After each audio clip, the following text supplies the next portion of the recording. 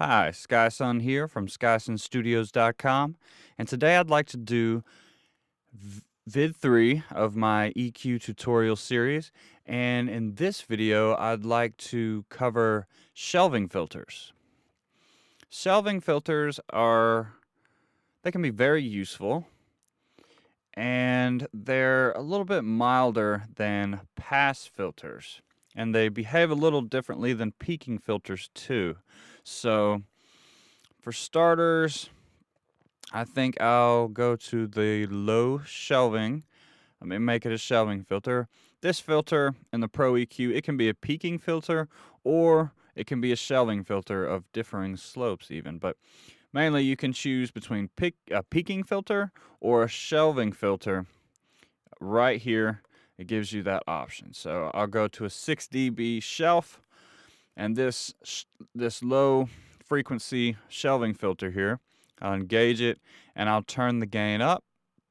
All right, so when you look at the display here, what you're seeing is different from a peaking filter, because if you look, let me turn that back off. Sorry about that. All right, so if you look, the frequencies below this shelving filter, they're boosted a little and then a little more and then a little more. So below this shelving filter, this low shelving filter, below it, it boosts frequencies gradually as you progress across the frequency spectrum.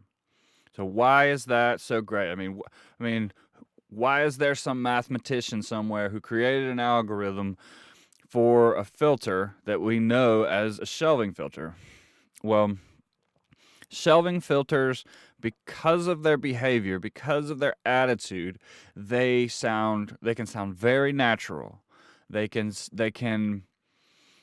change your audio in a way that's not very noticeable. It's not obvious. It's probably not going to add a lot of noise. It's not going to add a lot of artifacts usually. So shelving filters can be useful when you don't want to do so much as, say, a high pass filter. You don't want to necessarily cut all of this out, maybe. Then instead of a high pass filter, you can use a shelving filter here, and you could cut kind of like the high pass filter, but it's going to be milder. It's going to be more gradual. It's basically a little smoother than your pass filters, and so it can be very useful on vocals. It can be useful on, let's see, guitars, like maybe an acoustic guitar or even a piano. If you want to turn down some of the low end of a piano so that it gets out of the way of your bass guitar, that's a great time to maybe try a shelving filter. All right, so let me move on to a high shelving filter. This high shelf here.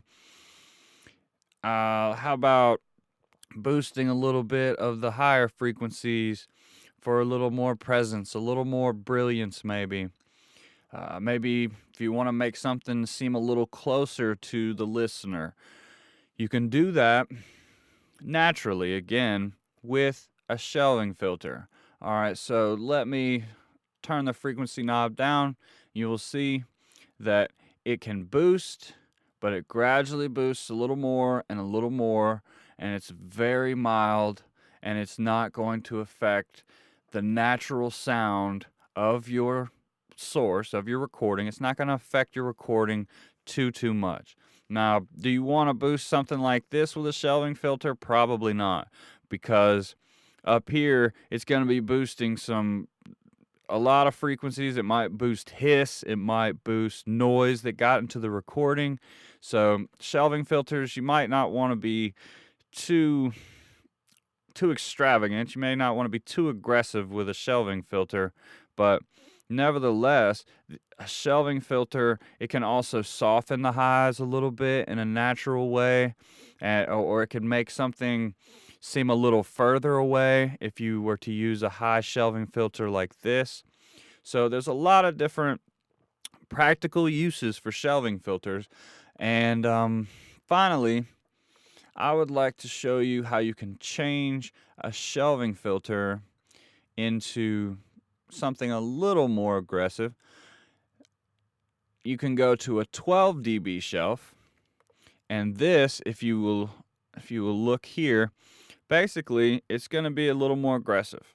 It's going to affect frequencies below it a little more quickly as you go down the frequency spectrum. And of course, you could even go as far as a 24 dB shelf, and that is even sharper, even more aggressive still. Now, I would probably be careful with shelves at 24 dB. They can be pretty extreme. They can change the natural sound of a recording, and sometimes artifacts can happen with real aggressive types of filters, okay? So beware of that. I would probably recommend to stick with a 6 dB shelf or a 12 dB shelf, depending.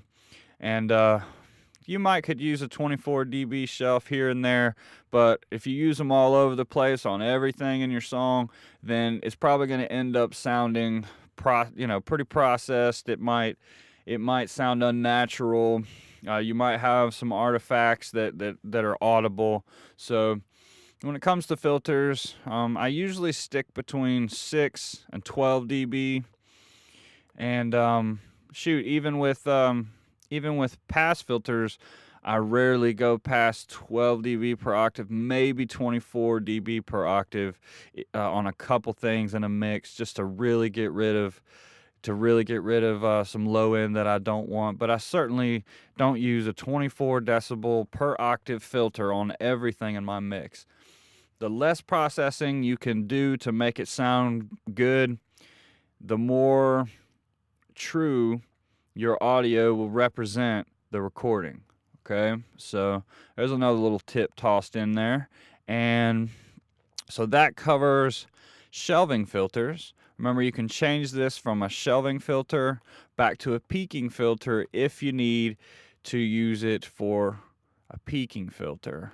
So in the Pro EQ, you have a low shelf, and you also have a high shelving filter that you can also change the algorithm.